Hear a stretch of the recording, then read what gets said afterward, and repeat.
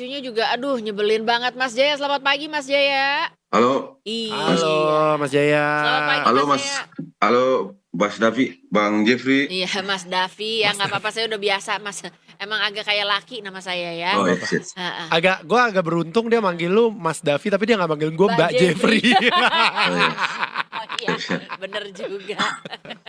Mas Jaya, aduh tapi ini adalah berita yang kalau menurut kita ini udah bikin marah, bikin kesel Ya, gitu ya, bikin ampun deh. kecewa, bikin sedih. Ini katanya ada seorang yang sampai mendapatkan julukan predator seks nih dalam tanda kutip yang katanya dia memiliki dan juga mengancam menyebarkan foto-foto orang lain. Yes, ini gak asik banget nih sebenarnya nih. Asli. Sebenarnya Ini mungkin boleh tolong diceritakan dulu Mas sebenarnya kronologinya ya. kronologinya seperti apa sih Mas? Ya, jadi awal mulanya itu seorang pria di Maluku Tenggara berinisial KT, dia membuat Facebook dengan berbagai akun palsu, lalu kemudian dia mendekati wanita melalui Facebook juga. Dari mendekati itu lalu kemudian diajak untuk berpacaran. Ketika masuk di proses serius, dia meminta foto sure dari para pengguna yang dipacarinya di Facebook Facebook. ini ya. Ya, setelah itu setelah berhasil ambil fotonya, dia menyebar. Jadi ketika korbannya tahu bahwa fotonya disebar, lalu kemudian modusnya itu dia pakai akun yang berbeda juga dan nomor HP lain, menawarkan jasa untuk menghapus foto sure tersebut. Dari situ lalu kemudian dia pura-pura menawarkan jasa, lalu dia mengajak wanita yang fotonya tersebar itu ke rumahnya dan dia lakukan perbuatan jahat kayak begitu. Lah, jadi dia udah dapat fotonya, dia pancing lagi lewat akun yang berbeda, kemudian seolah-olah kayak mau ngapus fotonya.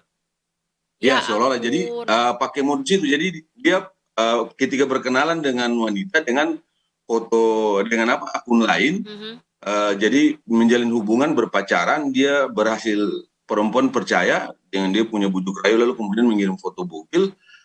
Setelah itu dia bagikan foto itu. Lalu kemudian ketika para korban mengetahui bahwa fotonya sudah tersebar, dia menghubungi lagi dengan Facebook berbeda dan HP berbeda, menawarkan jasa menghapus foto.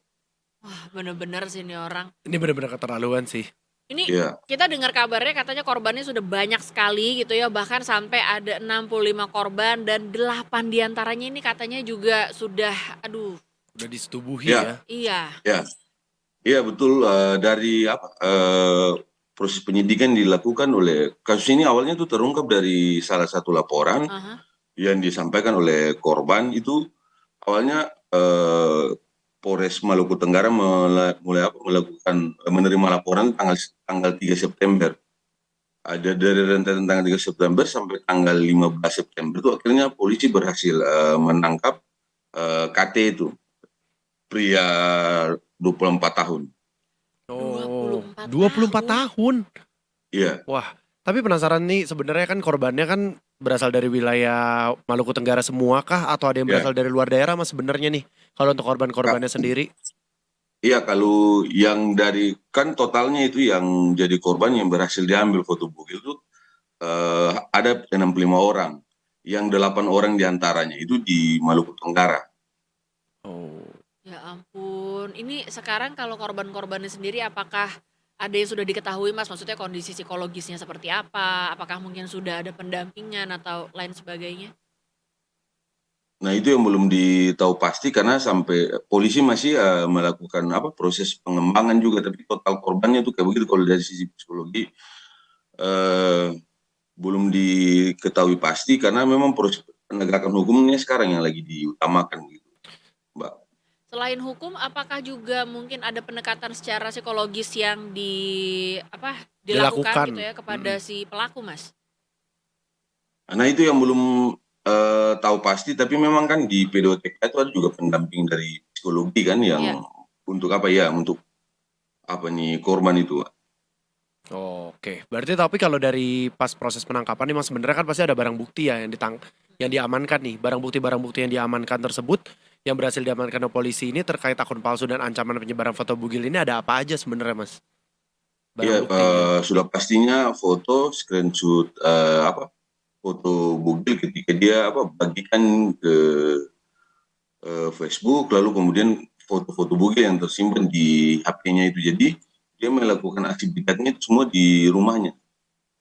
Ya ampun.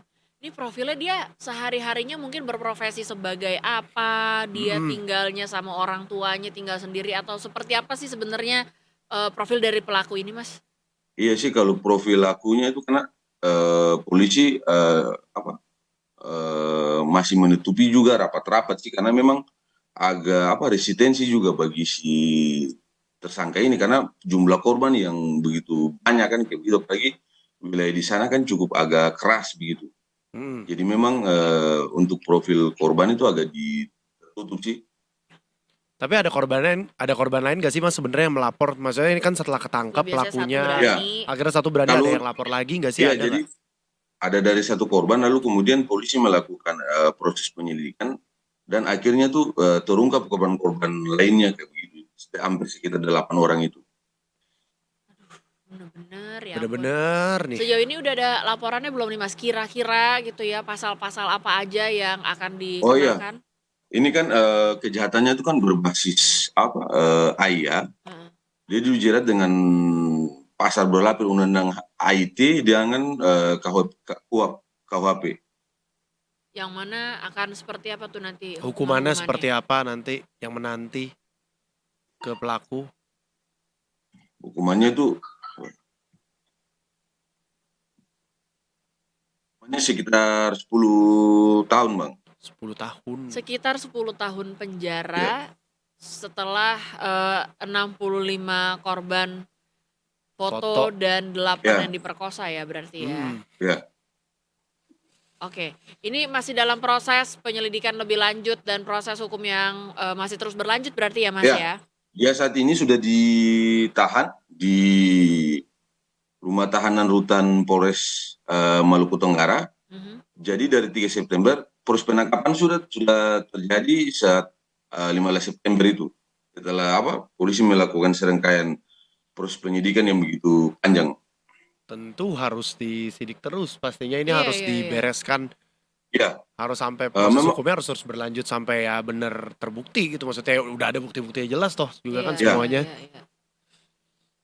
Untuk akun-akunnya sendiri sekarang nih statusnya gimana nih Mas? Karena ya namanya dunia digital ya, kan banyak gitu. akun palsu Ini kalau lah. mungkin foto-fotonya masih tersebar di media digital atau apa kan juga bahaya. Kasihan juga gitu untuk korbannya. Situasinya gimana nih? Iya, jadi Mas rata-rata itu foto yang dia disebar itu memang dihapus, tapi dengan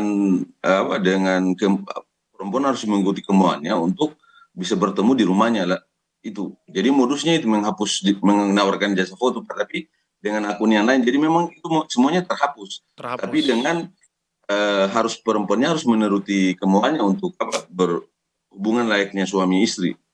Aduh, moga-moga gak ada jejak digital untuk korban-korbannya ya, maksudnya itu yang udah keburu diupload, takutnya ternyata masih ada nyisa entah di mana gitu. Untuk korban-korbannya moga-moga tuh semua foto-fotonya udah gak ada jejak digital dan semuanya sih. Benar. Karena kan sebenarnya kasihan paling dirugikan ya korbannya tentu. Ya kalau kayak gitu. Iya. Semoga proses hukumnya terus berlanjut ya Mas ya, dan juga untuk para korban ini bisa mendapatkan pendampingan yang tepat, pendampingan yang mungkin juga psikologisnya sebenarnya ya. Iya gitu, karena ini kan mentalnya aduh kena banget pasti. Terima kasih Mas Terima kasih banyak, Mas. informasinya. Terima kasih Mas.